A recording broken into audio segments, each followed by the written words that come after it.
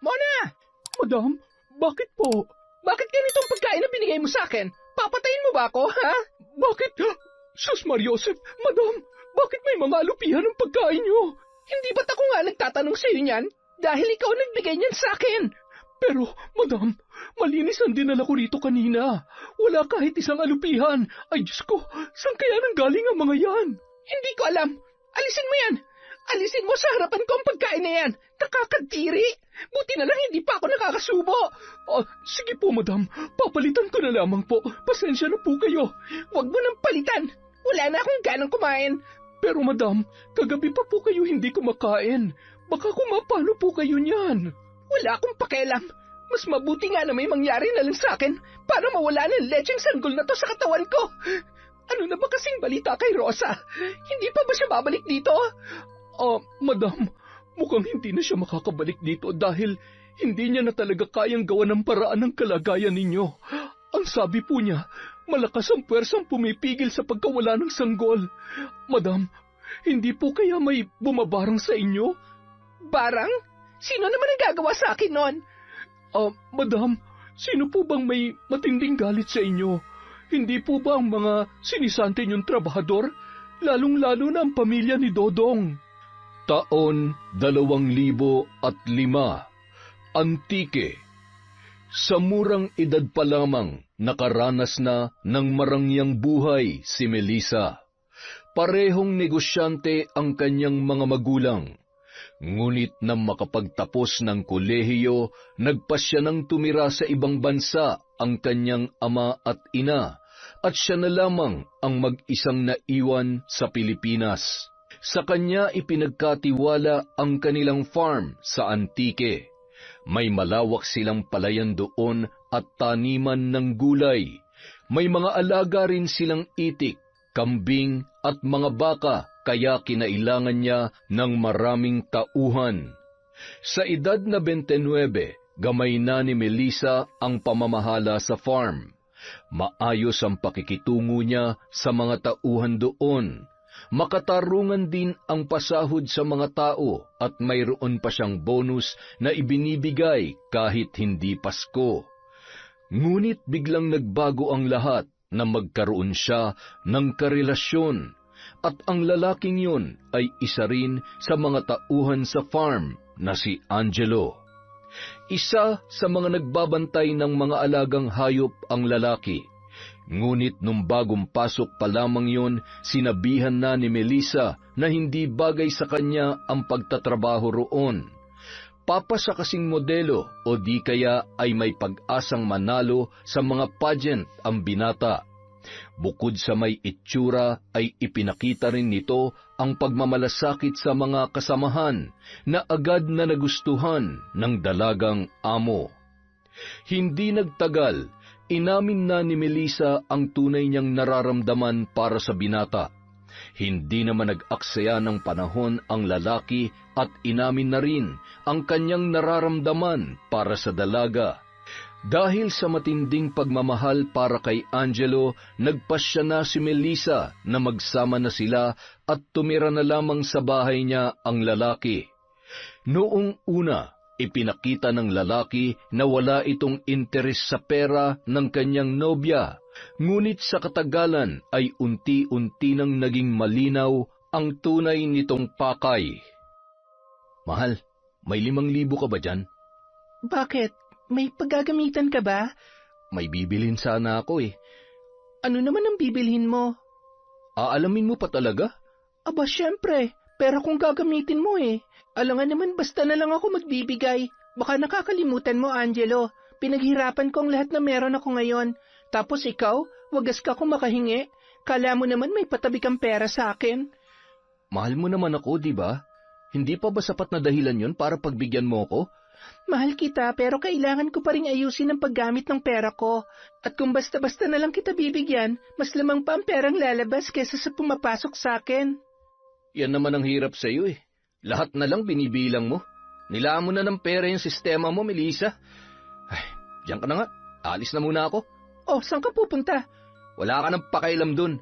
Mahal naman. Lagi ka nalang bang ganyan kapag hindi ka napagbibigyan? tatalikuran mo na lang ba ako dahil Kung ayaw mo magkasamaan tayo ng loob, magbigay ka na lang. 5,000 lang naman yung hinihingi ko eh. Hindi ka mamumulubi kung mababawasan ng ganong halaga yung pera mo. Oo na, bibigyan na kita. Pero huli na to ha. Dapat nagtatrabaho ka para may sarili kang pera. Pangako, magtatrabaho na. Naglilibang lang ako ngayon. Ay. Napabuntong hininga na lamang si Melissa. Ilang beses na kasing nangako sa kanya si Angelo na magtatrabaho pero hingi lamang ito ng hingi ng pera sa kanya. Naging batugan ang binata at iniasa na lamang kay Melissa ang lahat. Ngunit ang mas ikinagulat ng babae ay noong pati ang buong pamilya ng nobyo ay lumalapit na rin sa kanya para humingi ng pera. Ang katwiran ng mga ito, magiging mag-asawa rin naman sila ni Angelo, kaya iisang pamilya na lamang sila.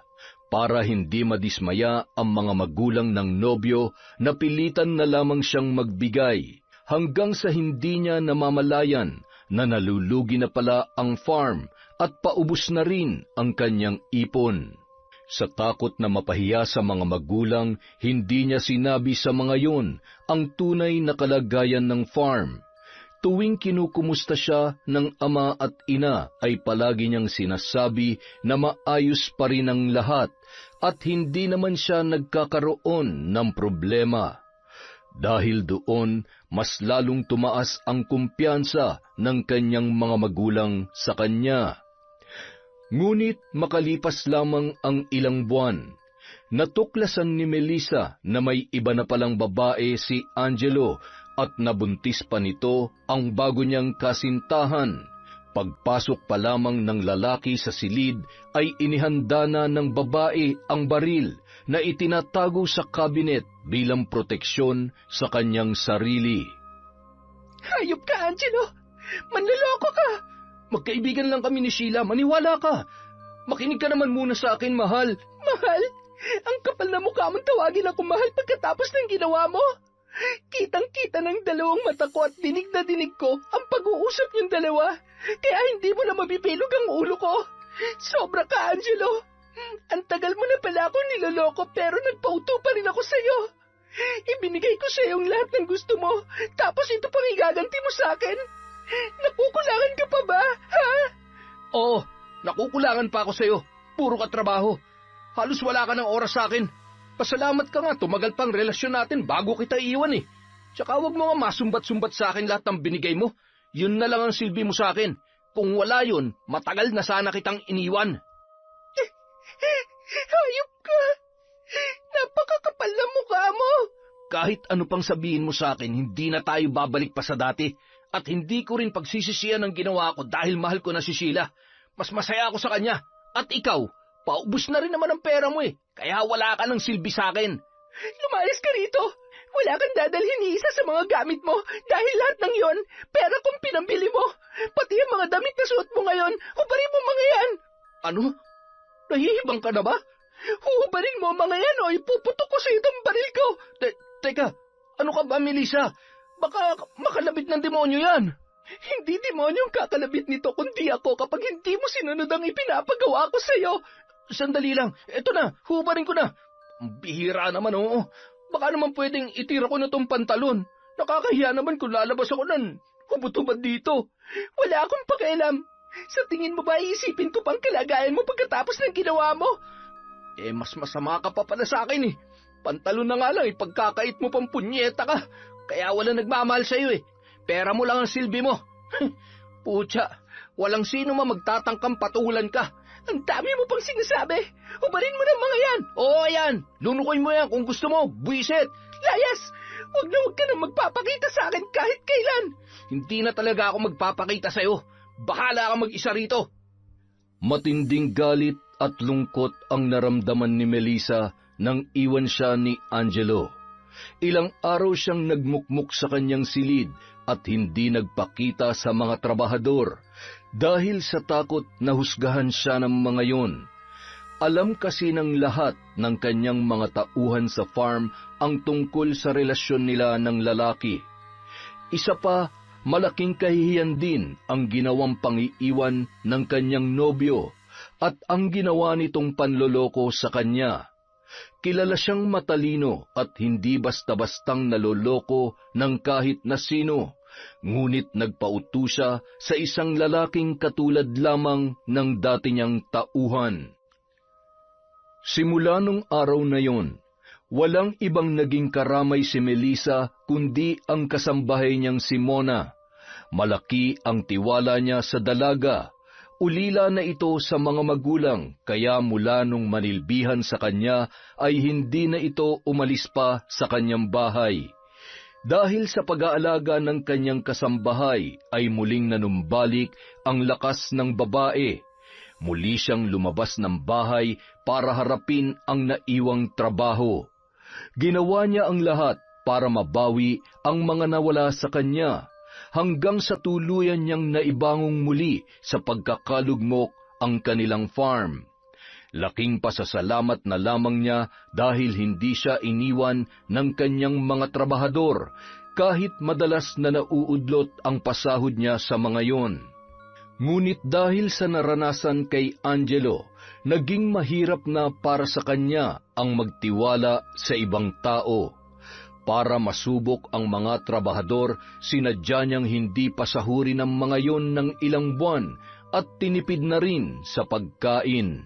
Mona, may tanong ako. Ano po yun? Sa tingin mo ba, may magkakagusto pa ulit sa akin? Aba, syempre naman, madam. Sa ganda niyong yan, tsaka ang tali-talino niyo pa. Ay, kung alam niyo lang po kung gaano ko kayo iniidolo. Talaga? Ikaw ha? Baka mamaya binubola mo lang ako. Naku, hindi po, madam. Totoo po ang sinasabi ko sa inyo.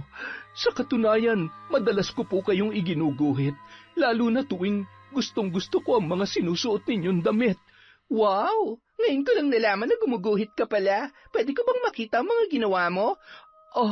Oo naman po, madam. Ipapakita ko po sa inyo mamaya pagkatapos ko kayong masahihin. Sige, excited na ako makita ang mga gawa mo. Bibihira lang kasi ako magkaroon ng kakilalang magaling kumuhit. Hayaan mo, kapag nagustuhan ko yung ipapakita mo sa akin mamaya, bibilhin ko yun sa'yo para may dagdag ipon ka. Naku, talaga po, madam? Oo, tsaka tulungan mo na rin ako mamaya sa pag-ayos ng mga damit ko. Yung mga hindi ko na sinusuot, ibibigay ko na lamang sa'yo. Salamat po, madam. Naku, hindi po ako makapaniwala na bibigyan niyo talaga ako ng mga damit ninyo. Alam ko po kasi na lahat ng mga yun ay mamahalin, tsaka magaganda ang tela. Basta ipagpatuloy mo lang ang pagiging tapat at masunurin sa akin, Mona. Pinapangako ko sa'yo magiging maganda ang buhay mo. Baka nga hindi ka na umalis dito eh. Naku, hindi po talaga. Dito na po ako sa inyo. Magiging mapili pa po ba ako eh? Napakabuti niyo po sa akin. Gagawin ko yon dahil mabuti ka rin sa akin. Pero sa mga kauri ng Angelong yon, kalupitan ang ipaparanas ko sa kanila. Dahil sa 2 buwan nang hindi sumasahod ang mga trabahador, ay isa-isa nang nagrereklamo ang mga yon sa dalagang amo. Lumapit sila at nakiusap na makuha na ang sweldo, ngunit nagmatigas pa rin si Melissa. Ang isa sa mga lumapit sa kanya ay ang tauhang si Ador, na 47 anyos na. Dahil may binubuhay na pamilya, ay naging mahirap para sa lalaki ang sitwasyong yun, lalo na't wala siyang ibang maaasahan sa kanila. Sobra na itong ginagawa sa atin ni Madam Melissa. Hindi naman tamang ipitin niya yung sweldo natin. Pinaghirapan natin yun. Tapos na nating trabahuhin ng 2 buwan ang katumpas ng halagang hinihingi natin sa kanya. Yan nga ang hindi ko maintindihan, Chong eh. Nagpapakapagod tayo rito buong maghapon. Nagtitiis pa tayo sa gutom tapos ganito lang ang mararanasan natin. Parang nauwi lang sa wala ang lahat ng hirap natin dito. Dapat yan, inirereklamo na eh. Ay, kung hindi lang ako naaawa kay Madam matagal ko na talaga siyang inireklamo. Bakit naman kayo naaawa sa babaeng yun? Chong, napakakomportable ng buhay niya. Nakakapagpahinga siya at kumakain sa tamang oras. Samantalang tayo, babad na nga sa sikat ng araw, tinitipid pa sa pagkain. Pero alam nyo, napansin ko lang nagbago lang naman si Madam Melissa mula nung iwan siya ni Angelo eh. Bakit naman nadamay sa usapan ng lalaking yun? Hindi pa ba malinaw sa inyong ginagawa niya ngayon? Yung lalaking nanloko at nang iwan sa kanya, isang trabahador din dito sa farm. O anong ibig mo sabihin? Nasa atin niya ay binubunto ng galit niya kay Angelo? Ganun na nga. Sinasadya niyang pahirapan tayo. Siguro sinusubukan niya rin kung gaano tayo katapat sa kanya. Pero lang yan naman, Chong. May ibang paraan pa naman para gawin niya yun. Hindi niya tayo kailangang gutumin at pahirapan ng ganito. Tsaka, ano naman ang mapapala natin kung lolokohin natin siya? Nagtatrabaho naman tayo. Hindi tayo nanghihingi lang ng pera sa kanya. Ay, hayaan mo't kakausapin ko ulit si Madam bukas. Kahit ilang beses niyo pa siyang kausapin, hindi pa rin magbibigay yun, Chong. Baka kailangan pwersahin na siya para hindi na makatanggi pa. Ano? Teka, ano bang iniisip mong gawin, ha? Pasalamat siya dahil sa ngayon wala pa ako naiisip na gawin sa kanya. Pero kapag hindi niya pa tayo pinasahod sa susunod na buwan, pasensyahan na lang, Chong. Ay nako, sakit lang ng ulo ang iniisip mo. Kung ano man yung binabalak mo, huwag mo nang ituloy. Sa kabila ng mga paalala ni Ador sa pamangkin na si Dodong, binaliwala lamang ng binata ang mga sinabi ng matanda. Dama ni Dodong ang matinding hirap, lalo na't may sakit pa ang kanyang ina. Ubos na rin ang kanilang bigas. Wala na silang mahugot na pera dahil siya lamang ang bumubuhay sa mga magulang niyang matatanda na at sa dalawa niyang kapatid na pareho pang may kapansanan, kaya hindi makapagtrabaho tulad ng kanyang ginagawa. Dahil sa matinding kagipitan, nagawa ni Dodong na magpuslit ng mga gulay at ilan sa mga itik sa farm para ibenta. Ang iba naman ay kinakatay na lamang niya para may makain ang kanyang pamilya. Naging maingat sa ginagawa ang binata dahil sakaling may makahuli sa kanya ay muli na naman silang makakaranas ng matinding gutom. Sa ganoong paraan din sila nakakaraos sa farm. Nagkakasundo sila na bumawas ng itik para katayin tuwing wala si Melissa para madagdagan ang kanilang pagkain. Ngunit isang araw, nahuli ng kasambahay ng kanilang amo ang ginagawa nila tuwing wala ito. Anong ginagawa niyo? Bakit kayo nagkakatay ng itik? Inutos ba yan sa inyo ni Madam? Ano bang pakialam mo? Pakialaman mo yung trabaho mo, doon ka sa loob ng bahay.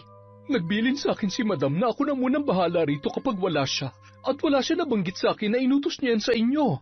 Pagnanakaw ang ginagawa niyo. Mona, maawa ka naman sa amin. Gutom na kami. Ilang buwan na kaming walang maayos na kain dito. At alam mo rin na hindi pa rin na ibibigay ang sweldo namin. Konting konsiderasyon naman sana. Hindi ko tatraydo rin si Madam para sa inyo. Kung kayo kinakaya ng konsensya niyo na sirain ang tiwala niya, pues ibahin niyo ako. Mona, ako na nakikiusap sa iyo. Kahit sa ngalan na lamang ng pinagsamahan natin dito, maawa ka naman sa amin. Gutom na kami. Hindi naman mapapansin ni Madam kung mababawasan ng 1 o 2 itik lang ang mga alaga niya. Ang sabihin niyo, mga mapagsamantala kayo. Sisiguruhin kong makakarating kay Madam ang ginawa ninyo. Bagsak ang balikat ni Dodong at Ador, pati na rin ang iba pang mga trabahador doon nang tumalikod na si Mona at taas noo pang bumalik sa bahay ng amo. Dahil alam nilang mapapahamak din naman sila, ay itinuloy na lamang nila ang pagkakatay ng itik para maibsan ang kanilang gutom bago pa man sila makatanggap ng parusa. Nang makabalik si Melissa mula sa lakad nito, ay kaagad na nagsumbong ang tapat na kasambahay. Madam, alam ko pong pagod pa kayo sa lakad ninyo, pero may kailangan po kayong malaman. Ano yon? Madam, yung mga trabahador niyo po. Bakit? Anong ginawa nila? Madam, nagnanakaw sila ng itik sa farm. Ano?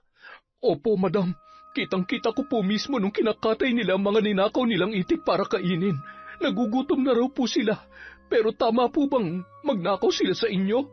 Sinasabi ko na nga ba, wala rin pinagkaiba ang mga taong yan sa kauri nilang si Angelo, mga patay gutom. Sa kabila ng mga naitulong ko sa kanila noon, ganun pang igaganti nila sa akin. Kailangan silang maparusahan, Madam. Baka kapag tumagal pa mas malala pa ang gawin nila sa inyo. Kapag hinayaan niyo ang ginawa nila, iisipin nilang ayos lang yon at ulit-ulitin pa nila ang pagnanakaw sa inyo. Tama ka, Mona. Huwag ka mag-alala. Paparusahan ko mga yon. Pero sa ngayon, bantayan mo muna ang mga kilos nila. I-report mo sa akin ang bawat galaw nila para alam ko kung anong dapat kong gawin sa mga mapagsamantalang tulad ng mga hampaslupang trabahador na yon. Makakaasa po kayo, madam. Hindi ko po hahayaang abusuhin nila kayo. Salamat, Mona. Huwag ka mag-alala. Kapag naparusahan ko na sila, makakatanggap ka ng bonus sa akin. Naku, salamat po, madam. Abot hanggang tainga naman ang ngiti ni Mona matapos makipag-usap sa kanyang amo. Nagtagumpay siya na makuha ang loob ng kanyang pinagsisilbihan. Malaki ang pakinabang ng pagiging sipsip niya kaya ipinagpatuloy niya lamang yon. Umaasa siya na pagdating ng araw, babahaginan din siya ng kayamanan ng dalaga dahil sa kanyang katapatan. Kinabukasan, nang umalis muli si Melissa ay lihim na minatyagan ni Mona ang mga trabahador sa farm. At gaya nung unang beses na nahuli niya ang mga yun, muli na naman niyang nasaksihan ang ginagawang kalokohan ng isa sa mga trabahador na si Dodong. Nanlaki ang kanyang mga mata nang makita ang lalaki na ingat na pumasok sa bahay ng kanyang amo. Sinundan niya yon hanggang sa huminto sa tapat ng kwarto ni Melissa. Nagtagis ang kanyang mga bagang nang mapagtanto kung ano ang plano noong gawin. Hoy, Dodong! Anong ginagawa mo rito? Mona? Ano? Gulat na gulat ka? Bakit ka pumasok rito sa kwarto ni Madam, ha? Magnanakaw ka, no? Hindi ako magnanakaw. Huwag mo nga akong gawing tanga. Alam ko kung anong pakay mo rito. Hindi pa kayo nakontento sa mga itik na ninanakaw nyo, ha? Talagang pumasok ka pa rito para nakawan si Madam. Hindi pagnanakaw ang gagawin ko. Kukunin ko lang ang dapat na para sa amin, Mona. Kaya kung ayaw mo masaktan, huwag ka na makialam na punyeta ka. Punyeta ka rin! Umalis ka dyan! Labas! Wala kang karapatang pumasok dito sa bahay, lalong-lalo na sa kwarto ni Madam. Bakit? Akala mo ba may isasalba ka ng pagiging sipsip mo sa pinagsisilbihan mong amo? Oo, hanggat tapat ako kay Madam, ligtas ako rito. Yun ang akala mo. Hayop ka, Dodong! Mas hayop ka. Pare-pareho lang tayo mahihirap, pero ikaw pa mismo nagpapahamak sa amin. Masyado ka na nadala sa pagiging sunod-sunuran mo sa amo mo. Bakit? Akala mo ba babahaginan kanya ng kayamanan niya? Sira ulo. Hindi kanya kadugo. Kahit bali-baliktarin mo pa ang mundo, isa ka pa ring hampas lupa sa paningin niya. Hindi totoo yung sinasabi mo. Alam mo, wala akong pakialam kung maniniwala ka man sa akin o hindi. Ang mahalaga ngayon, makuha ko ang dapat sa mga kapwa ko trabahador dito. Kaya pasensyahan tayo.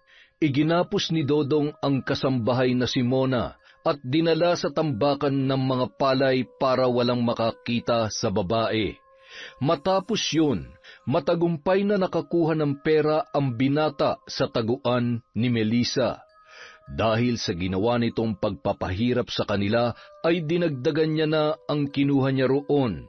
Pagkatapos ay aalis na sila at hindi na magpapakita pa sa kanilang abusadong amo. Lumabas ng silid si Dodong na dala ang isang bugkos ng pera at ilan sa mga mamahaling alahas ni Melissa.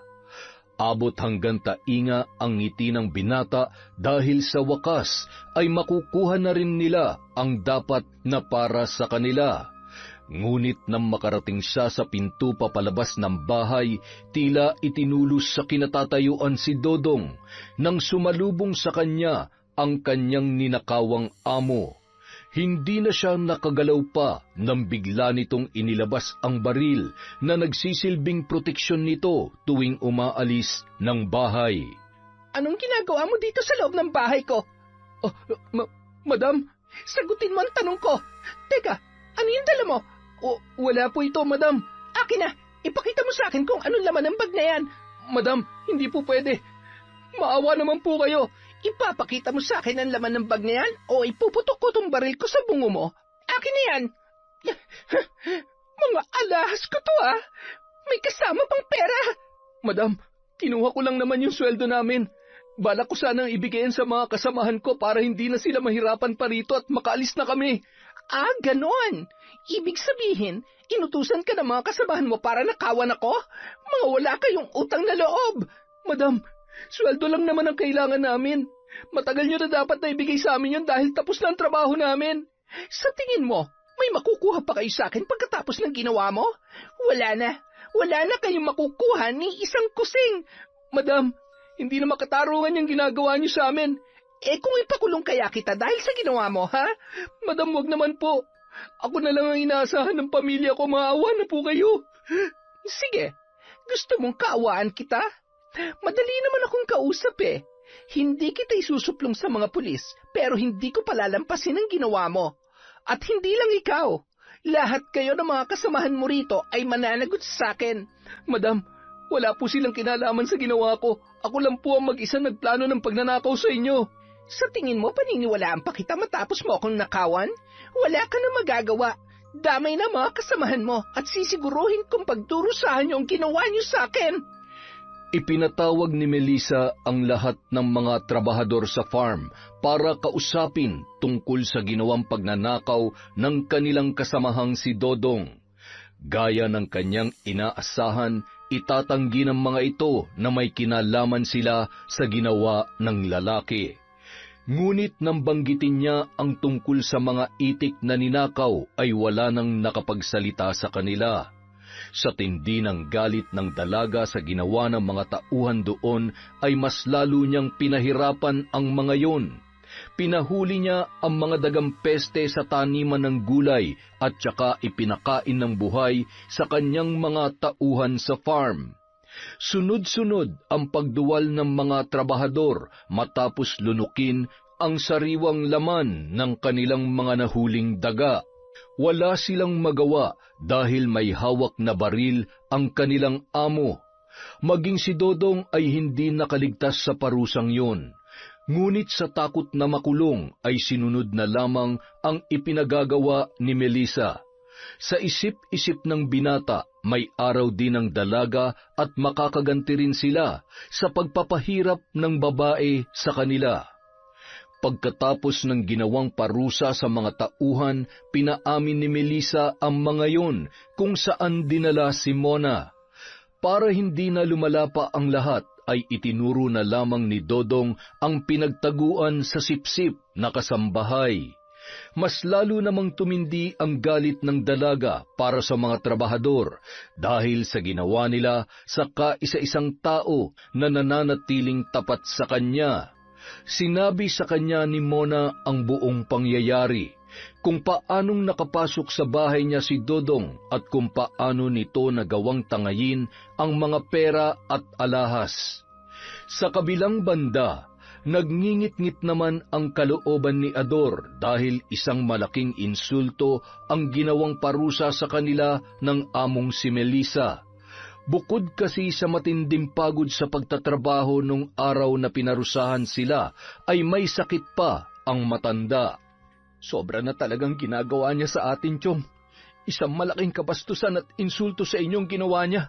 Mas matagal na kayong naninilbihan dito pero bakit pati kayo ay idinamay niya sa galit niya sa akin? Ako na lang dapat ang pinarusahan niya at hindi na kayo isinama pa. Dodong, wala na tayo magagawa dahil nangyari na ang nangyari. Isa pa, may nagawa rin naman talaga akong kasalanan sa kanya dahil isa ko sa mga nagnakaw ng itik. Ay, aaminin ko, higit pa ron na nagawa ko kaya tinanggap ko na lamang ang parusa niya sa akin. Anong sabi niyo, Chong? Nagnanakaw ako ng gulay at mga itlog ng itik tuwing gabi para may makain ng pamilya ko. Ang iba'y ipinabebenta ko sa kanila para may panggasto sila kahit papaano. Chong, walang mali sa ginawa niyo. Kung tutuusin nga, ay kulang pa ang mga yon para sa paninilbihan natin dito. Hindi pa rin nabibigay ng babaeng yun ang sweldo natin. At dahil sa nangyari, mukhang malabo nang may makuha pa tayo sa kanya. Hindi naman pwede yun, Chong. Abusado na siya masyado. Ano naman ang magagawa natin? Kahit magreklamo pa tayo sa dami ng pera ni Madam, kayang-kaya niyang lusutan ang mga reklamo natin. Baka nga balikan niya pa tayo Yan ang hindi mangyayari, Chong. Bakit? May pinaplano ka na naman ba? Sa ngayon wala pa.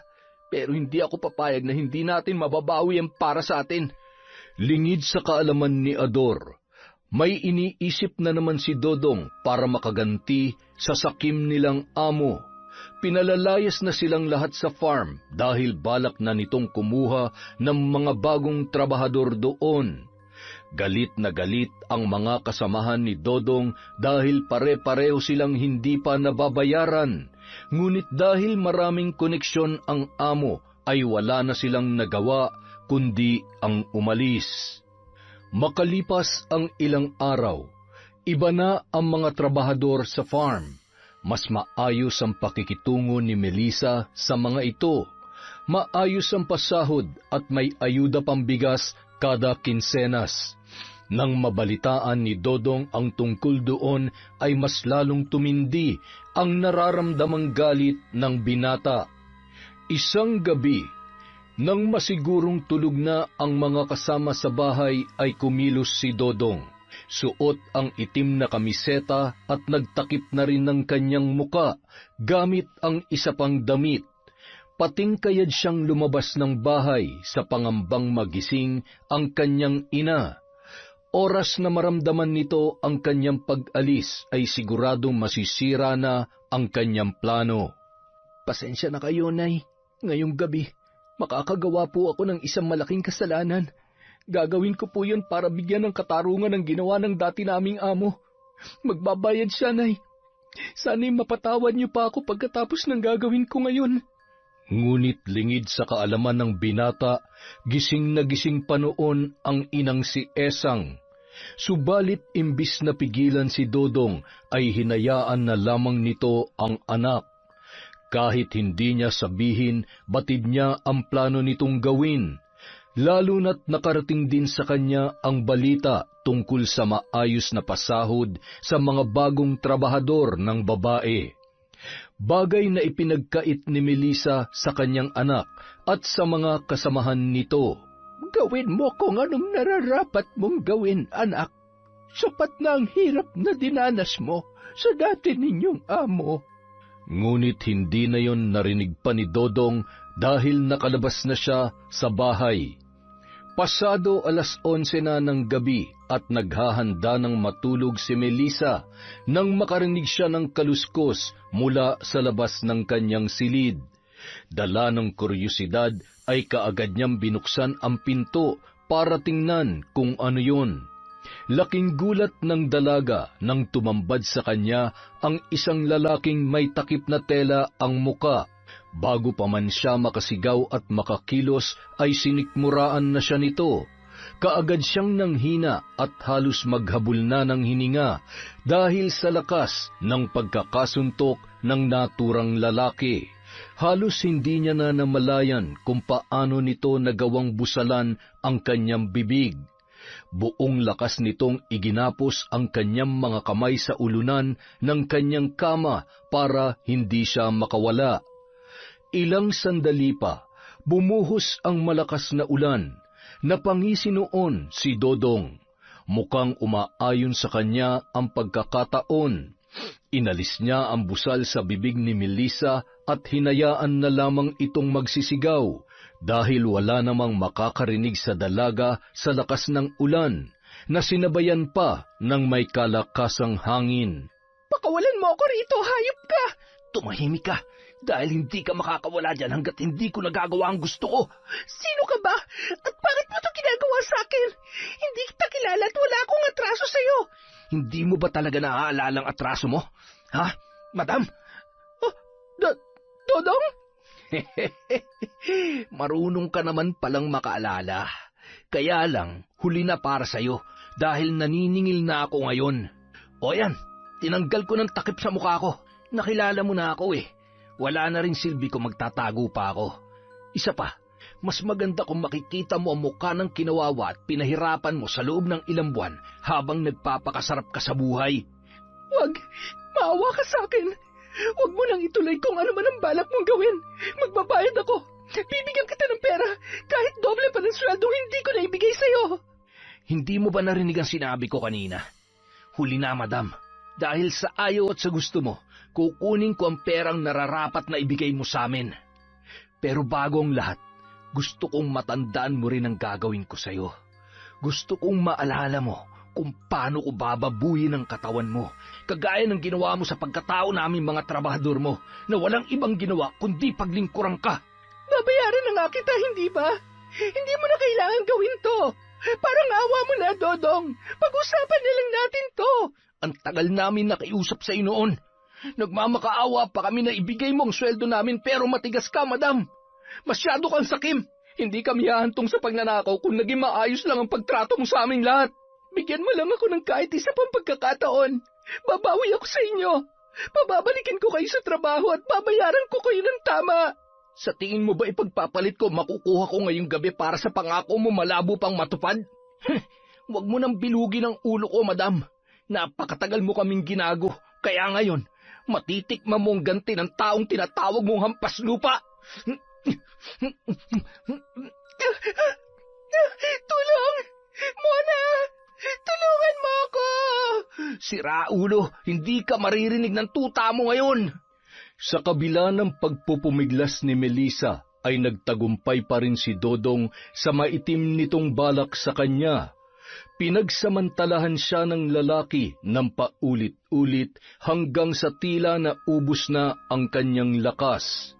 Matapos siyang pagsawaan ng dating trabahador ay saka lamang siya nito pinakawalan mula sa pagkakagapos sa ulunan ng kama. Walang patid ang luha ni Melissa habang pinagmamasdan si Dodong na nililimas ang taguan niya ng pera, pati na rin ang mga alahas na kanyang naipundar. Nakuha rin ng lalaki ang kanyang baril na nakatabi sa kabinet, ngunit ilang sandali pa, sumagi sa kanyang isipan ang patalim na itinago sa ilalim ng kanyang unan bilang proteksyon. Maingat siyang kumilos para kunin yon. Sinamantala niya ang pagiging abala sa pagnanakaw ng mga alahas ni Dodong. Nang mailabas niya sa maliit na kaluban ang patalim, ay buong lakas niyang sinugod ang lalaki.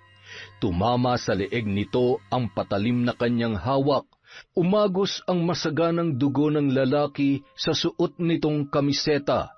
Hindi niya na nagawa pang manlaban sa babae dahil agad itong nabuwal sa sahig, habang nanlalaki ang mga matang nakatitig lamang kay Melissa. Ngunit hindi pa nasiyahan ang dalaga. Nagtangis ang kanyang mga bagang at naikuyom ang kamao nang maalala ang muka nito, habang pinagsasawaan ang kanyang katawan. Kinuha niya ang patalim na nakabaon pa rin sa leeg ng lalaki at saka sunod-sunod na sinaksak yun sa leeg hanggang sa katiting na laman na lamang ang nagdurugtong sa ulo at katawan nito. Pagkatapos noon, nanginginig ang buong katawan na tumakbo papalabas ang babae sa silid para humingi ng tulong kay Mona. Mona! Mona, buksan mo ang pinto! Tulungan mo ako! Teka, si Madam ba yung sumisigaw? Mona, bilisan mo! Buksan mo tong pinto! Opo, Madam. Eto na po. Ay, Diyos ko. Bakit puro dugo ang damit niyo, Madam? Ano po nangyari? Mona, kailangan kong tulong mo. Bilisan mo! Ano po ba kasi nangyari? Ninenervyos naman ako sa inyo. Basta, sumunod ka na lang sa kwarto ko. Eto na nga po, Madam. Mona, tulungan mo akong ilabas yung... Ang alin po ba? Ay, Sus Mariosep! Madam, bakit may patay sa kwarto ninyo? Diyos ko, halos humiwalay na ang ulo nito sa katawan na. Teka, sino ba ito? Si Dodong? Mona, ginahasa niya ako. Paulit-ulit. Ilang beses ako nagmakaawa sa kanya pero hindi niya ako pinakinggan. Ginawa niya ba yun para gantihan kayo, Madam? Yun ang sabi niya. Plano niyang nakawan ako kaya sinaksak ko siya. Nagdilim ang paningin ko at napatay ko siya, Mona. Anong gagawin ko? Kapag nalaman ng mga pulis to, makukulong ako. Bakit niyo naman kasi pinatay, Madam? Sana ginapos niyo na lang para siyang makulong at hindi kayo. Wala na akong oras para mag-isip kanina. Tsaka nangihina pa ako. Anong gagawin ko? Baka ako pang igapos niya ulit. Nakikita mo ba ang mga marka sa braso ko? Iginapos niya ako kanina habang pinagsasamantalahan niya ng paulit-ulit. Nandidiri ako sa sarili ko, Mona. Napakahayop niya. Pero madam, anong gagawin natin sa bangkay ni Dodong? Hindi ko alam. Hindi ko talaga alam. Natatakot ako, Mona. Madam, ano kaya kung itago na lang natin ang bangkay niya? Ano? Saan naman natin itatago yan? Madam, hindi ko rin po alam. Kayo na po mag-isip, total kayo naman na nakapatay sa kanya. Tulungan mo na lang ako maisakay siya sa kotse habang malakas pa ang ulan. Maghanap tayo ng mapagtatapunan sa bangkay niya. Sigurado namang wala makakapansin sa atin dahil 10 oras na ng gabi. Sige po, pagtulungan na nating buhatin ang katawan niya. Pwede bang ikaw sa may bandang ulo? Madam naman paano kung biglang humiwalay yan sa katawan niya? Halos maputol na oh. Tripling sasahurin mo ngayong buwan kapag ginawa mo yon. Sige na, Mona. Ay naku, madam naman. Gusto mo pa matulad sa kanya? Eto na nga, madam naman hindi na mabiro. Payag na nga po ako sa tripling sahod Dodong, pasensya ka na ha. Kailangan kong gawin to. Habang pinagtutulungan nilang ilabas ng kwarto ang bangkay ni Dodong, bigla na lamang humiwalay ang ulo nito sa katawan. Dahilan para mapasigaw si Mona at bumitaw mula sa pagkakahawak. Bagamat kinikilabutan, pinulot yun ng kasambahay at nauna nang dinala sa kotse ni Melissa. Matapos isakay ang bangkay ay kaagad na silang naghanap ng mapagtatapunan. Sa takot na mapaghinalaan, pinili ni Melissa na ilayo sa farm ang lugar kung saan itatapon ang bangkay. Sakto namang may ginagawang kanal sa tabing kalsada, kaya doon na lamang nila hinulog ang katawan ni Dodong. Dahil madilim at malakas pa rin ang buhos ng ulan, nakasisiguro sila na walang nakakita sa kanilang pagtatapon doon. Malakas ang kabog ng dibdib ni Mona nang makabalik sila sa bahay ng amo. Ngunit hindi pa man nakakabawi sa takot dahil sa nangyari, inutusan na siya agad ni Melissa na linisin ang mga mantsa ng dugo sa kwarto nito at siguraduhin na walang maiiwanang bakas. Hindi na siya nakatulog dahil kinailangan niyang labhan ang mga damit ng kanyang amo na natalsikan ng dugo. Gayon din ang damit na sinuot niya nang tumulong siya sa pagbubuhat. Kinabukasan, napuno ng pag-aalala si Esang nang hindi pa rin umuuwi ang anak na si Dodong. Mag-aalas 10 na ng umaga nang magpasya siyang puntahan ang kapatid na si Ador. Nagbabaka sakali na baka may alam ito sa ginawa ng kanyang anak. Ador, nanggaling ba dito si Dodong kagabi? Ha? Bakit naman siya pupunta rito kagabi? Ang lakas ng ulan Oo nga. Malakas nga ang ulan pero umalis siya sa bahay. Hindi pa rin siya umuwi hanggang ngayon. Ikaw naman. Baka naman napainom lamang ate. Wala siya nabanggit na makikipag-inuman siya. Ang sabi niya lang, may gagawin siya para... Diyos ko! Oh, bakit Ate Esang? Galit na galit siya nung umalis kagabi, Ador. At base sa mga sinabi niya, mukhang sa bahay ng dati niyong amo ang punta niya. Ano? Bumalik siya sa bahay ng Melisang yon? Malakas ang kutob ko na doon nga siya pumunta. Ay, Diyos ko! Baka kung ano na nangyari sa anak ko. Ador, samahan mo ako. Pumunta tayo ron ngayon. Alamin natin kung nanggaling nga roon si Dodong. Ay, sige. Halika na't baka kung ano na nangyari sa batang yon. Ay, kung bakit pa naman kasi padalos-dalos magdesisyon yun Kung sana man lang ay sinabihan niya ako, baka nabalaan ko pa siya. May baril pa naman ng dati naming amo. Tiyak na hindi siya sasantuhin nun kung may binabalak siyang masama. Ador, bilisan natin. Iba talagang pakiramdam ko Kanina pa ako hindi mapakali. Baka napahamak na si Dodong. Hindi na nag-aksaya pa ng panahon ang magkapatid. Kaagad nilang pinuntahan ang bahay ni Melissa.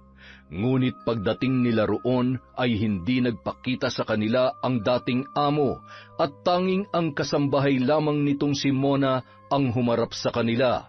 Sigurado kung nandyan ang amo mo. Kung hindi nyo tinatago ang anak ko, bakit hindi mo siya ipakausap sa amin? Hindi ho ba kayo nakakaintindi? Wala nga ho rito ang anak ninyo. Di ba nga sinisante na sila? Alam nyo yon, mga Dor. Kaya imbis na magpumilit kayo makausap si Madam, pagsabihan nyo na lamang yung kasama nyo. Nakakaabala na kayo rito eh. Kaunting oras lang naman ang kailangan namin para makausap ang amo mo, Mona. Pero mukhang may tinatago nga siya. Ang kulit nyo naman. Umalis na nga kayo. Miss, sige na. Kahit sandali lamang. Ano ba kasing itatanong nyo sa kanya? Nasagot ko na nga ang tanong nyo, hindi ba? Hindi nang galing dito si Dodong. Wala kahit anino ng anak nyo nagpakita rito. Isa pa, hindi ho kami hanapan ng nawawalang anak kaya makakaalis na kayo. Napakasama naman ang ugali mong babae ka. Kumakasta ka eh, kasambahay ka lang naman dito. Hoy, at least ako pinagkakatiwalaan ng Madam. Yung anak nyo at yung kasama nyo, nahuling pinagnanakawan ng amo ko. Sobra ka naman kung makapagsalita. Alam mo kung bakit namin nagawa yun sa amo mo. Kahit ano pang dahilan nyo, maling-mali pa rin na pagnakawan nyo siya. Pareho kayo ng amo mo. Napakasama ng ugali ninyo. Tandaan nyo, hindi pa tayo tapos. Kapag napatunayan ko nang galing dito ang anak ko at may masamang nangyari sa kanya, mananagot kayong dalawa. Sa galit ni Esang, hindi niya na napigilan ng sarili na pagbantaan ang malditang kasambahay ni Melissa. Sa inakto kasi ng babae ay tila mayroon itong pinoprotektahan. Walang nagawa ang magkapatid kundi ang umalis doon dahil ilang beses na silang ipinagtabuyan ni Mona. Ngunit nang palabas na ng bakuran ang ginang ay kaagad siyang napahinto nang may mapansin sa dinaraanan. Teka, ano ito? Parang kwintas ito ni Dodong ah. Patingin nga. Aba, sa kanya nga ito. Pero paanong napunta ang kwintas niya rito? Suot niya pa yung kahapon, Ador. Kung ganoon, dito nga siya nanggaling. Pero nasaan si Dudong? Bakit hindi siya umuwi sa inyo, ate? Sigurado kung may ginawa ang Melisang yon at ang kasambahay niya, kaya ganun na lamang nila tayo itaboy. Kailangan ko malaman kung anong nangyari kay Dudong nang pumunta siya dito kagabi. Anong pinaplano mo, ate? Nako, kung binabalak mong pasukin ang bahay na yan, maghunos dili ka. Ikakapahamak mo talaga kapag ginawa mo yun. Wala na akong pakialam, Ador. Masyado nang marami ang pinagdaanan ng anak ko, kaya hindi maaaring basta na lamang siyang mawala. Paglabas nila ng farm, nagulat si Esang nang makita ang kanilang kapitbahay na tumatakbo papalapit sa kanila. Hangus na hangus ito at bakas sa muka ang matinding takot sa ibabalita. Aling Esang, sumama ho kayo sa akin. May kailangan ho kayong makita. Bakit? Anong nangyari? Aling Esang, si Dodong ho. Anong nangyari sa anak ko? Natagpuan ho ang katawan niya ron sa ginagawang kanal papunta sa barangay hall. Aling Esang, wala na ho ang anak ninyo. Hindi! Sabihin mong hindi totoo ang sinasabi mo. Hindi pa patay ang anak ko. Ay, Diyos ko! Bakit pinabayaan niyo ang Dodong ko?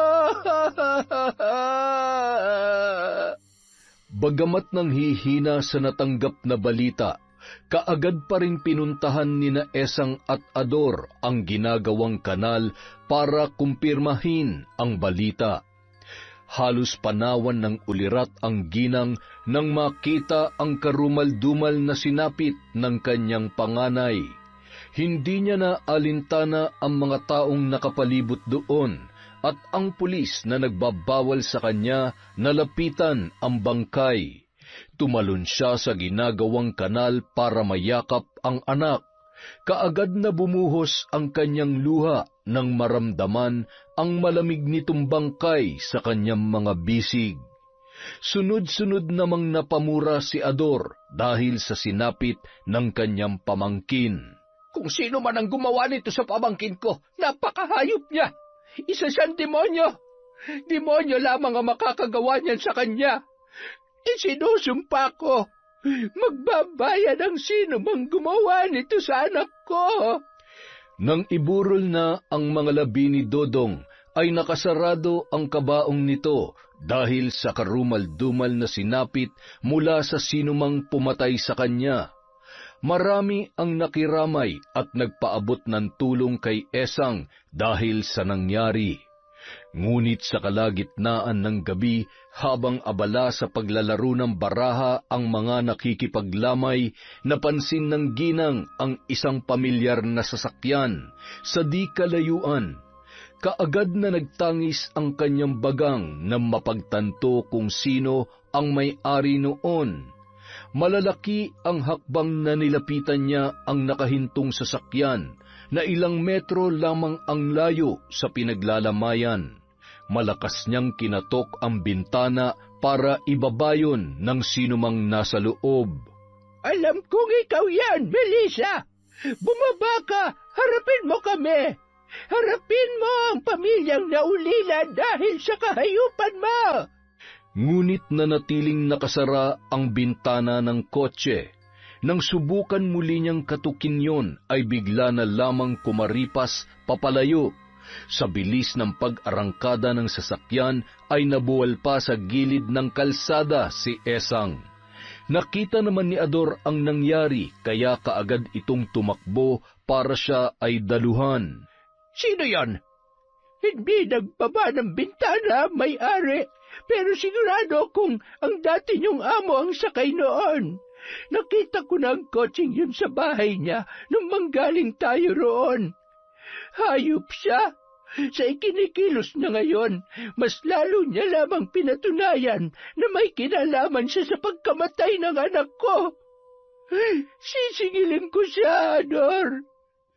Maniningil ako ng mahal sa ginawa niya sa panganay kong anak.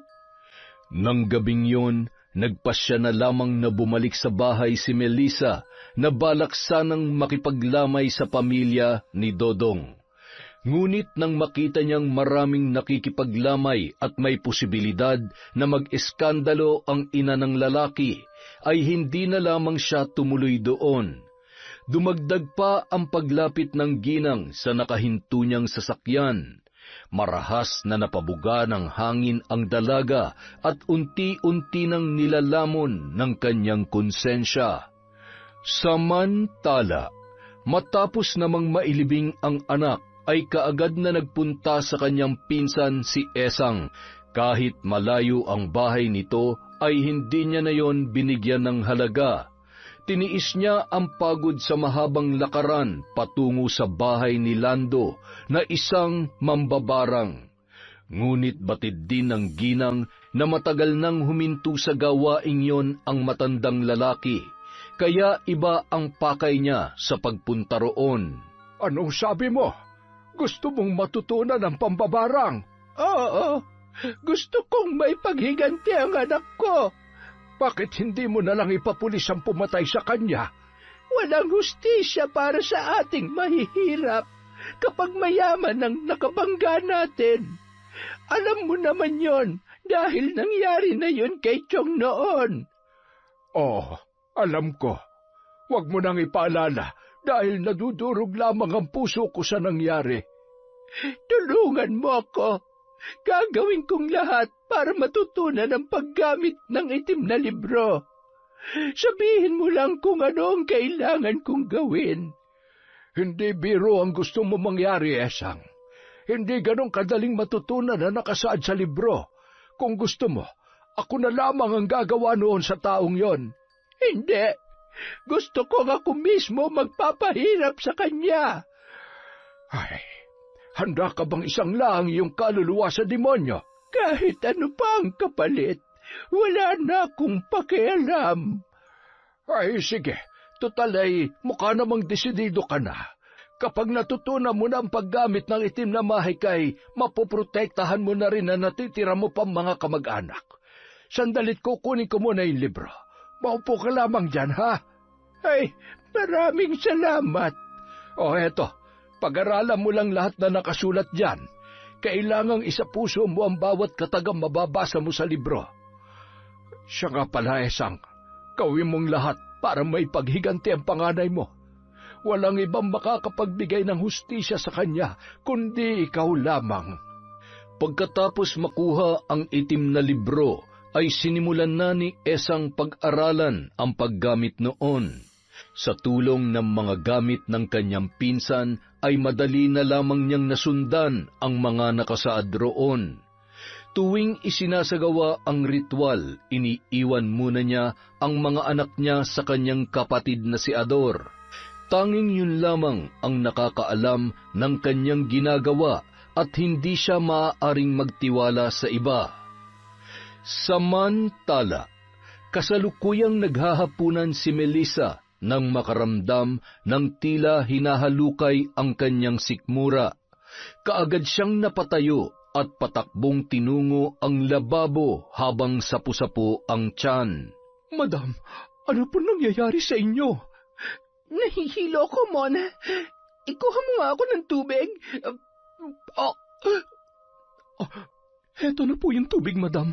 Hindi po kaya nakasama sa inyo yung kinain yung laing kanina? San ba kasi galing yung laing na yon? May nagbigay po kanina. Sabi ay luto raw ng asawa ng trabahador nyo kaya tinanggap ko. Mukhang masarap naman, tsaka di ba po, paborito nyo ang laing na may halong daing? Madam, baka kailangan na po kayong dalhin sa ospital. Tatawag na po ba ako ng pwede magmaneho? Hindi, wag na. Hindi na sumasakit ang tiyan ko, pero nasusuka pa rin ako. Alalayan mo na lamang ako pabalik sa kwarto. Madam. Bakit? Huwag po sana kayong magagalit sa sasabihin ko. Yung nangyayari po kasi sa inyo ngayon, sintomas po yan ng isang buntis. Hindi po kaya nagbunga ang ginawa sa inyo ni Dudong?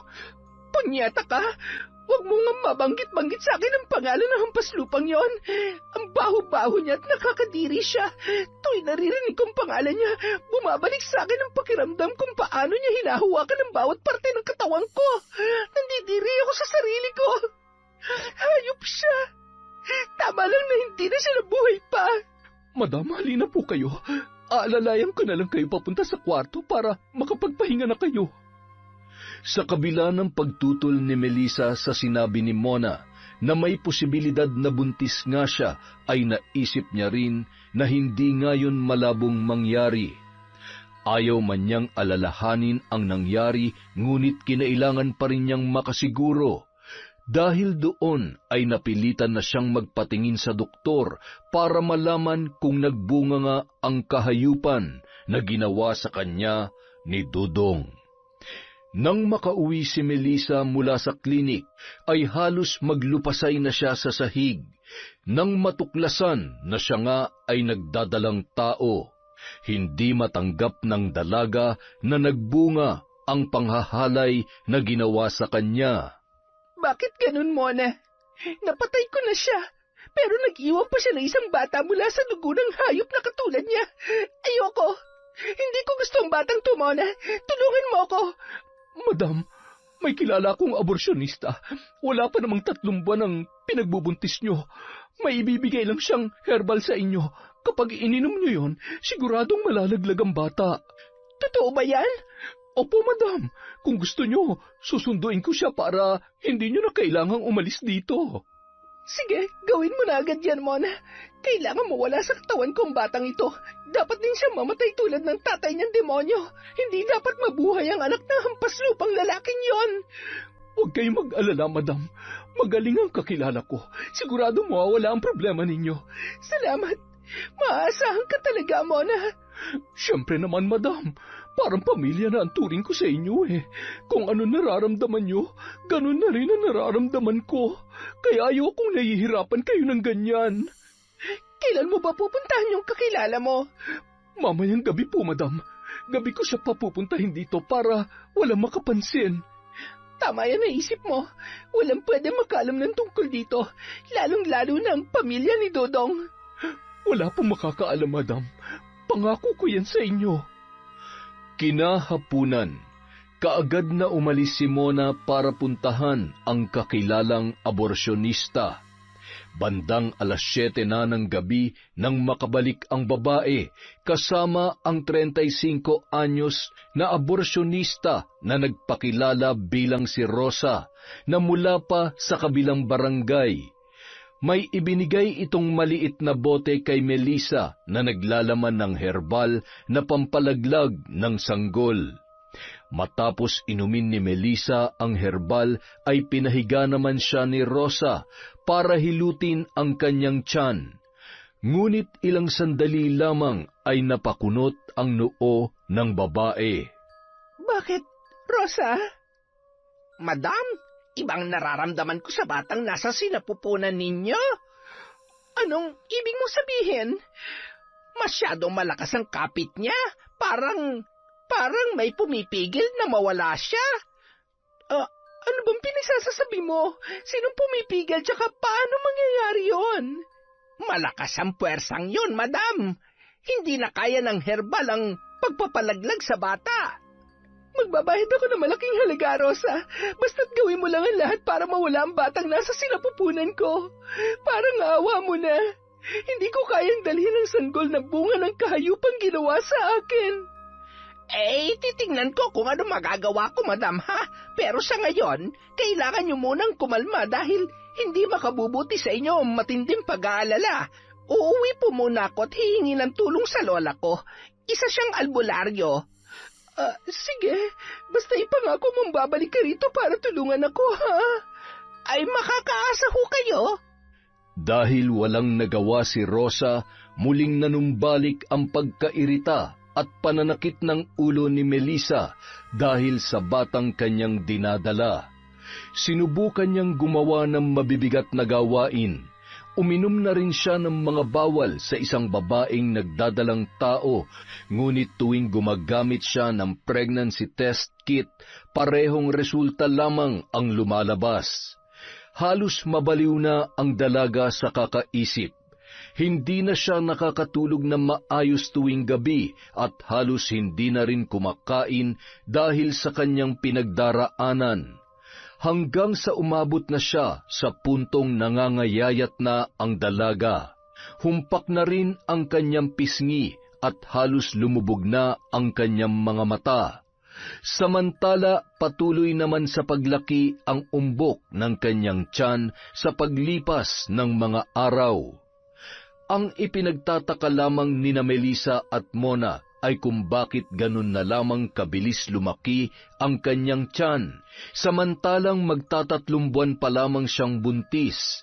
Hindi na siya pumupunta sa doktor dahil hindi naman niya kailangang maging malusog ang sanggol na kanyang dinadala.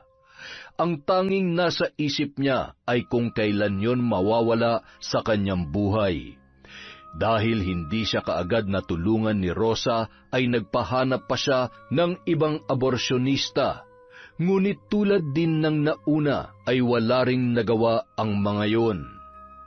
Samantala, lihim namang nagdiriwang si Esang nang maramdaman pa rin ang pintig ng sanggol na ipinunla ng kanyang anak kay Melissa.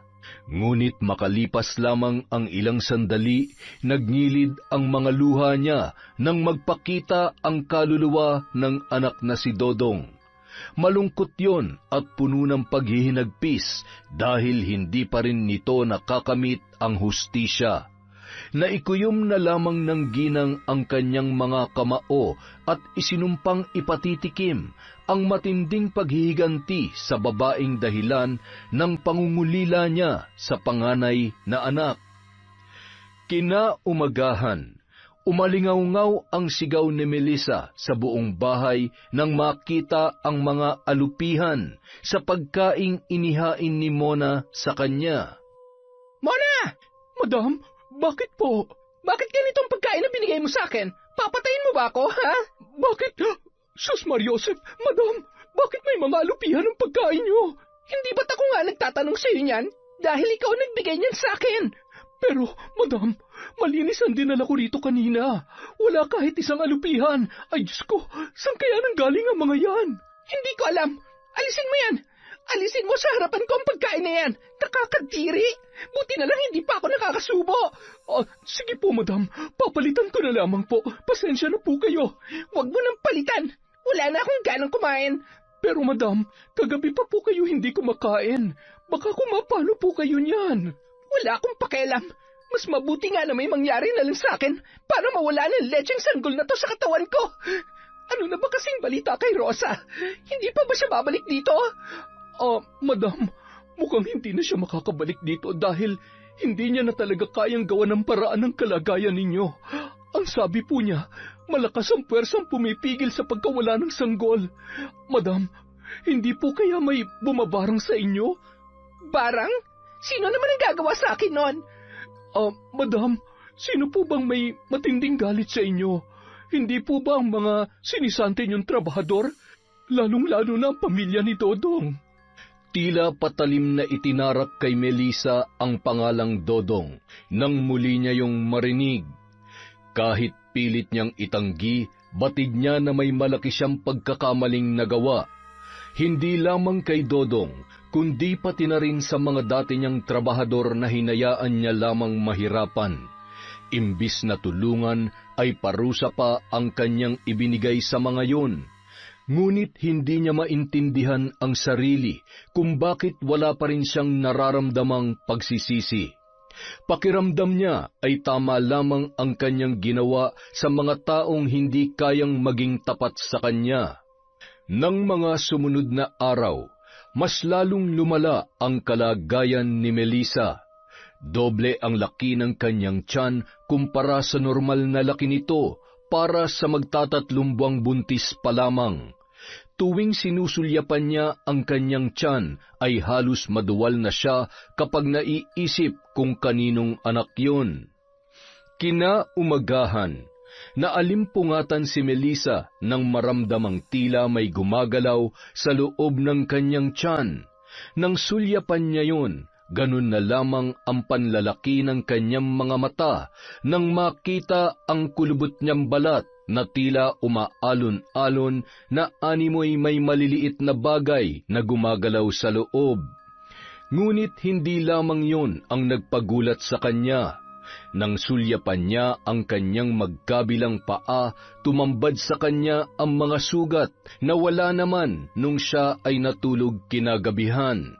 Napatakip siya ng bibig nang manuot sa ilong niya ang amoy ng nabubulok niyang sugat. Napaluha siya sa sakit nang sinubukan niyang tumayo.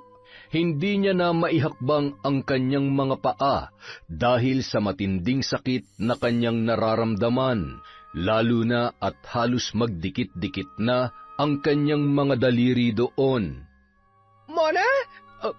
Madam? Hindi ako makalakad. Tingnan mo kung ano nangyari sa mga paa ko. Ang dami ko ng sugat.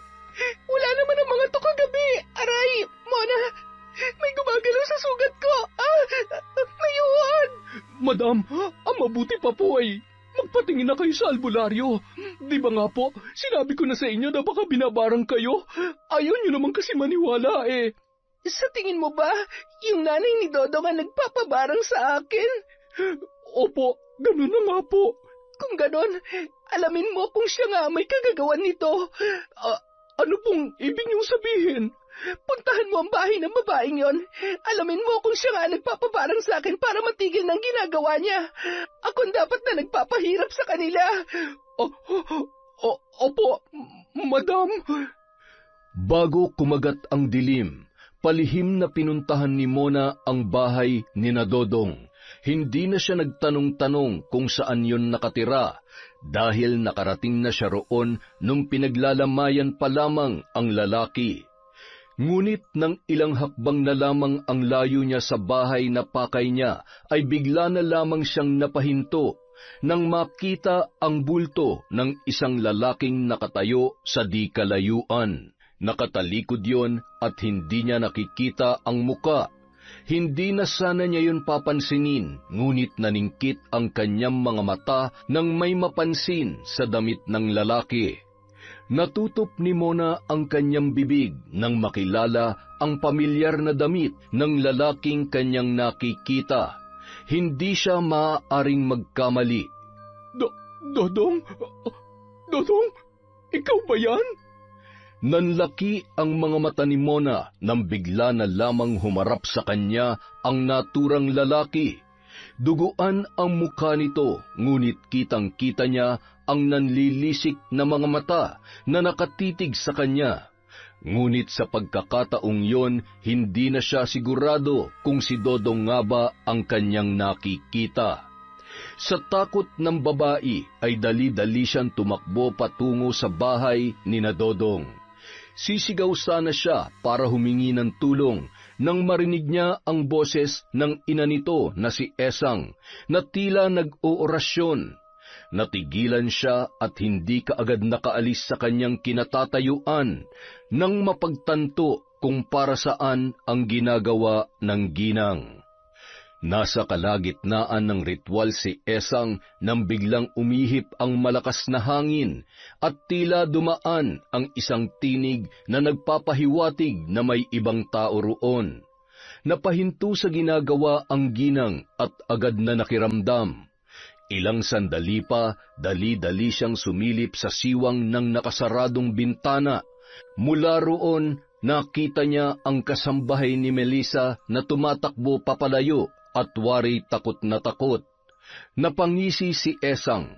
Binuksan niya ang bintana at hindi nilubayan ng tingin ng babae habang may ibinubulong sa hangin. Tikman niyo ang ganti ng mga itinuturing niyong hampas lupa. Damhin niyo ang sakit na katumbas ng kawalan niyo ng awa. Pagdurusahan niyo ang lahat ng pasakit na inyong ipinaranas sa anak ko. Bago pa man makapasok sa loob ng bakuran si Mona, ay nakaramdam na siya ng panghihina. Napaluhod sa damuhan ang babae habang sapo ang sumasakit na tuhod. Ilang sandali pa, bigla na lamang sumigid ang matinding kirot sa likod niya na tila hinahampas ng matigas na bagay. Bagamat nahihirapan, sinikap niyang makarating sa bahay para makahingi ng tulong sa kanyang amo. Ngunit dahil sa kalagayan nito, walang dumamay sa kanya roon. Sa bawat paghakbang ni Mona, nararamdaman din niya ang tila hagupit sa kanyang likuran. Kinabukasan, sa tulong ng mga trabahador ni Melissa, ay nagpatawag na sila ng isang mahusay na albularyo. Gulat na gulat ang mga yon nang makita ang tunay na kalagayan ng amo at ng kasambahay nito. Bahagyang nakaramdam ng takot ang dalaga nang dumating ang isang lalaking albularyo na sa tansya niya ay nasa mahigit 60 anyos na. Nagpakilala ito bilang si Ka Ernesto. Mukha namang mabait ang matanda, ngunit nakakatakot ang buhok na lampas baywang ang haba at halos tumakip na sa buo niyang muka. Unang kita pa lamang ni Ka Ernesto sa tiyan ni Melissa ay naramdaman niya na ang itim na puwersang bumabalot sa pagkatao ng sanggol. Nang gabing yon, nakaranas ng matinding pananakit ng tiyan ng dalaga na tila manganganak na. Kinilabutan siya dahil hindi yun normal. Wala pang 3 buwan ang batang nasa kanyang sinapupunan, kaya imposibleng manganak siya ng ganoon kaaga. Mabilis na inihanda ng albularyo ang mga kagamitan para mailabas ang sanggol. Hindi na raw maaaring pigilan ang paglabas nito. Para hindi mailang si Melissa ay pumwesto ang matanda sa kanyang gilid habang hinihilot ang kanyang tiyan at binibigkas ang mga salitang tanging siya lamang ang nakakaunawa para sa isinasagawang ritual. Makalipas ang ilang sandali, nailuwal na ni Melissa ang sanggol. Kinilabutan ang dalaga nang tumambad sa kanya ang isang bata na nakakakilabot ang itsura. Nangingitim na ito at inuuod na ang katawan. Naglalabasan sa tainga nito ang mga alupihan tulad ng nakita niya sa pagkain noong mga nakaraang araw. Gayon din ang maliliit at itim na uod na nakita niya sa mga sugat sa kanyang mga paa. May ipinainom na herbal sa kanya si Ka Ernesto. Nagsagawa pa ito ng isa pang orasyon para kontrahin ang sumpang pinadapo ng taong may galit sa kanya. Ayon sa albularyo, matinding galit at pangungulila ang dahilan kung bakit yun ginawa ng bumarang kay Melissa. Nang mga sandaling yun, wala na siyang ibang naiisip kundi si Esang.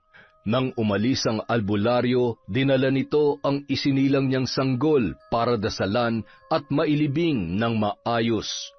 Laking pasasalamat naman ni Melissa sa matanda para sa ginawa nito sa kanya. Inalok niya ng malaking halaga si Ka Ernesto, ngunit tumanggi itong tanggapin yon. Doon niya napagtanto na hindi lahat ng tao ay pera lamang ang habol sa kanya. Ginamot din ng matanda ang kasambahay niyang si Mona na nadamay sa kasalanang kanyang ginawa. Ngunit matapos gumaling ay nagpaalam na sa kanya ang babae at sinabing uuwi na lamang ito sa Iloilo, kung saan nakatira ang iba pang mga kaanak ng babae. Pasensya na po kayo, madam, pero gusto ko na po talagang umalis dito. Aminin ko man po o hindi, may kasalanan din po ako sa mga trabahador dahil kung hindi ako nagsumbong sa inyo hindi naman po sila mapapahamak. Baka nga po, hindi rin kayo naisipan ni Dodong na pagnakawan at pagsamantalahan. Buhay pa po sana siya ngayon. Hindi na natin maibabalik ang nakaraan, Mona. Pero sige, tatanggapin ko ang desisyon mo.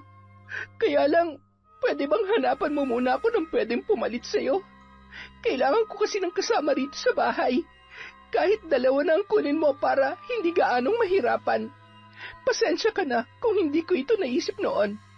Napakalaki ng pagkukulang ko sa'yo bilang amo. Idinamay pa kita sa krimeng ginawa ko.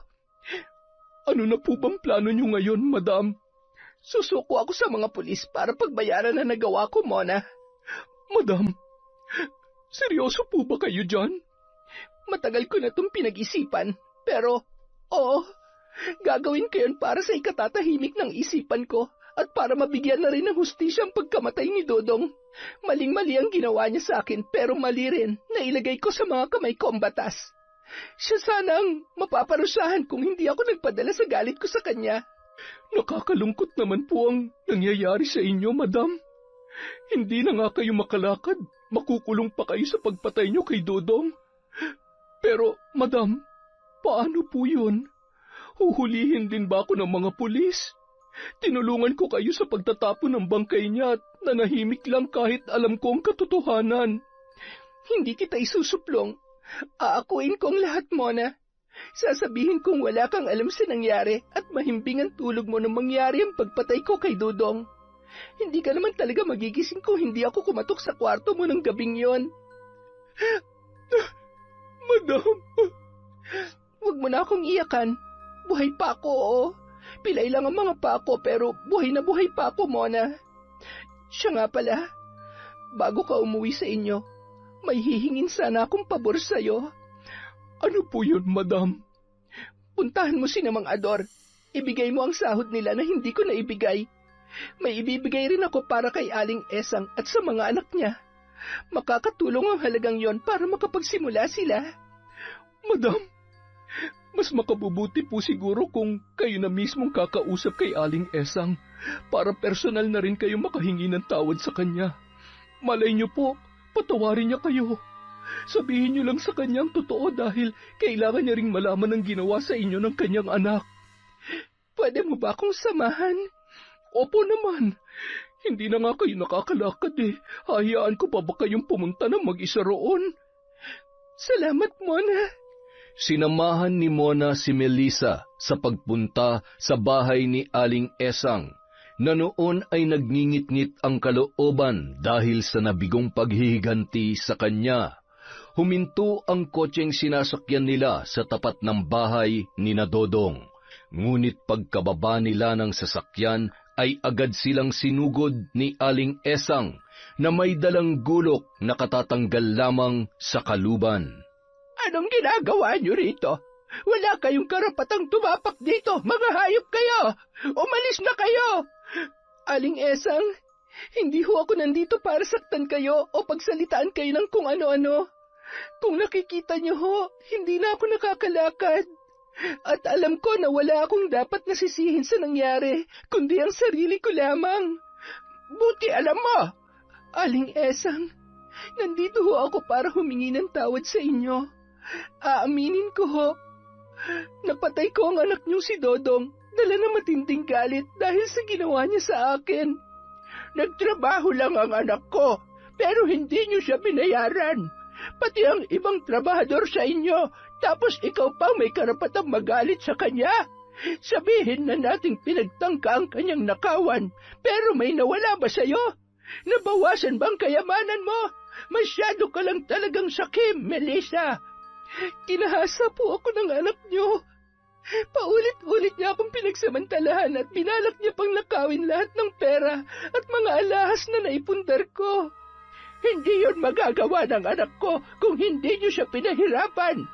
Kung naging maayos lang sana ang trato niyo sa kanya, hindi makakaisip na gumawa ng masama ang anak ko. Higit ko siyang kilala kesa sa inyo, kaya alam kong mabuti siyang tao. Aling Esang, pinahirapan niyo rin ho ako. Kahit hindi niyo aminin, alam kong kayong bumarang sa akin. Pinagdusahan ko ng pagpapahirap na nagawa ko sa kanila. At yung pagkapatay ko sa kanya, handa ho akong pagbayaran yon sa kulungan. Susuko na ako sa mga pulis. Pero bago ko gawin yon, gusto ko lang munang humingi ng tawad sa inyo.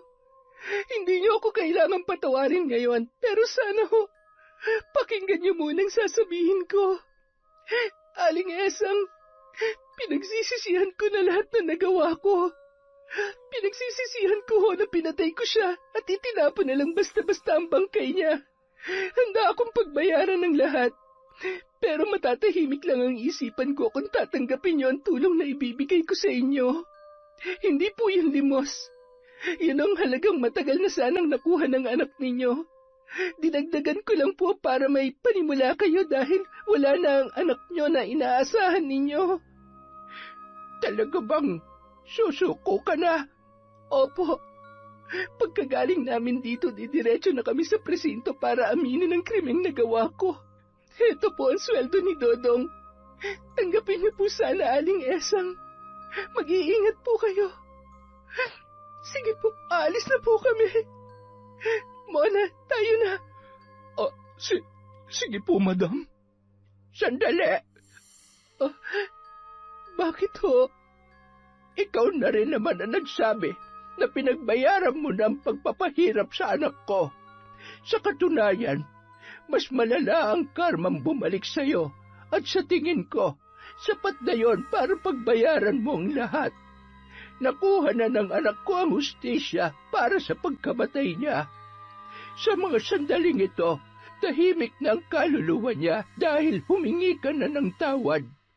Aminin ko man o hindi, may nagawa ring masama ang anak ko. Mali na pinagsamantalahan kanya. Babae rin ako, Melissa, at alam ko kung gaano kahirap ang pinagdaanan mo. Hindi naman ako ganong kasamang tao para dagdagan pa ang pagpapahirap sa'yo. Kaya wag mo nang ituloy ang binabalak mo. Hindi mo na kailangang isuko ang sarili mo sa mga pulis. Talaga ho? Pero hindi pa kita kayang patawarin sa gayon. Hanggang dun lang ang kaya kong gawin. At saka, may hihilingin sana ako sa'yo. Ano po yun? Ibalik mo sa trabaho ang mga dating trabahador. Matagal nilang inalagaan ang inyong bukid.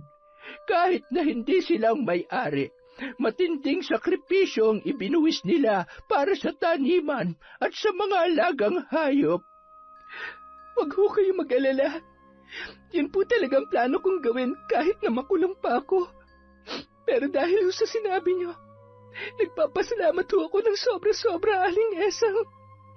Sana dumating ang araw na mapatawad niyo ako.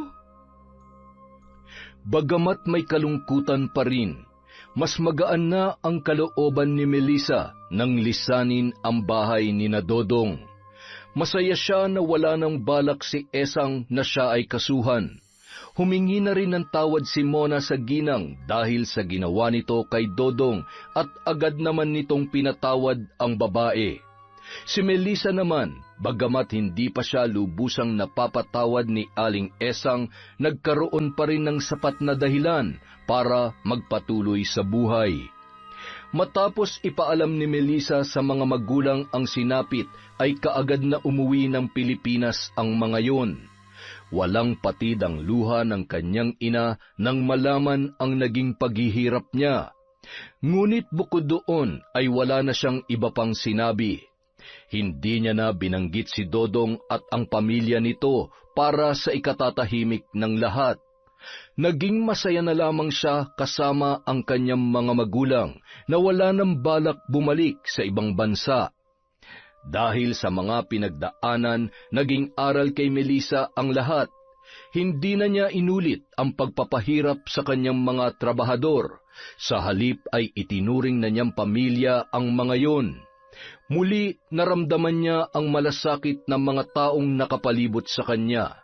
Pinatawad na rin niya ang dating karelasyong si Angelo para makalaya na ang kanyang puso sa galit na pinagmulan ng lahat. Sa paraang yun, nagkaroon ng sapat na lugar ang magagandang bagay na nagpabago ng takbo ng kanyang buhay. Yon! Positive! Napakaganda po ng kwento natin. Masakit sa simula, pero sa bandang huli nagkaroon ng kapatawaran. So yon, dahil dyan, meron ulit tayong shoutout. Simulan po natin kay Monica Nieves. Hi po kay Wena Onsing. Hello kay Jeneline Mix Vlog. Shoutout kay Pasiano Guerrero. Hi kay Mitze Boras. Kay Si Gabunan at Colleen Pox Bangkilan. Hello po sa inyo mga aswang. Hi kay Roslyn Jimenez. Hi po sa RGW ng Marulas, Valenzuela. Shout out kay Ana Liza Saludar. Hi kay Samantha at Charlie Cortezano. Hello kay Maria Therese Alimios. Kay Victor Alviar. Shout out po kay Rose Bakel. Kay Wildcats Kuting. Hello kay Aida Paz. Kay Heidi de la Cruz. Shout out kay Mark Cesar, Mark John, Noli Villarin Jr. from Cesan de la Cruz. Hello po sa Ucom family from Liriza Abdul. Hi kay Jenaline Rodrigo Kalampag Vlog. Mabuhay po kayo. Hi kay Madi Abrera. Hello kay Honey Austria. Shout out kay Merly Gaviola.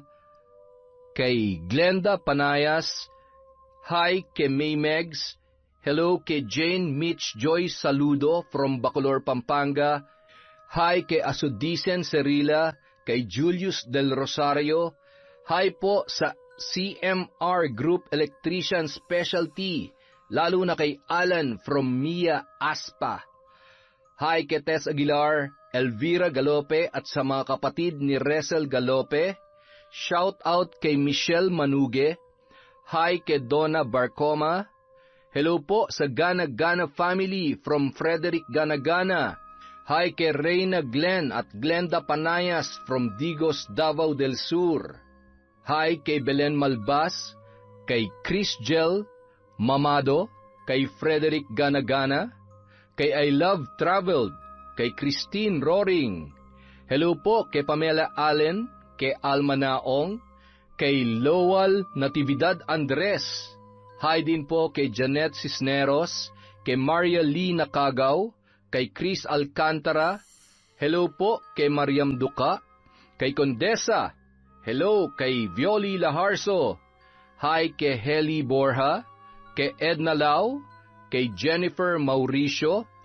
Hi kay Takpin Lax from Larry Desabille. Hi kay Virginia Pontillas, kay Didet Torsende, kay Mel Santarita. Hello po kay Angelina Ignacio, kay Earthheart the Great Vlog. Hi kay MGS14. Hello po sa family ni Elvira Malakas sa Kalibo, Aklan. Hello kay Wendy Tugas, kay Silent Garden, kay Marites Nalika, Efraim Chan. Hello po kay Jonas Siaw. Hi kay Mel, kay Shauma TV. Hello po kay Mami from Doha, Qatar, kay Vicky Abut. Hello din po kay Crisilda Badayo, kay Hondra Delin. Hi kay Glenda Galido, kay Faye Yuson. Hi kay Barner Baki. Sa mga construction worker sa Azuela Cove, Davao City. Hello po kay Rochelle Diebo. Hi kay Jeneline Mix Vlog, kay Norsam Dalgan, kay Amiyong. Hello din po kay Lydia Lopez, kay Chona Baynosa, at kay Resel Galope. Yung po mga hindi natin nabanggit, marami pa po tayong video. Maraming salamat po mula sa Kwentong Enteng.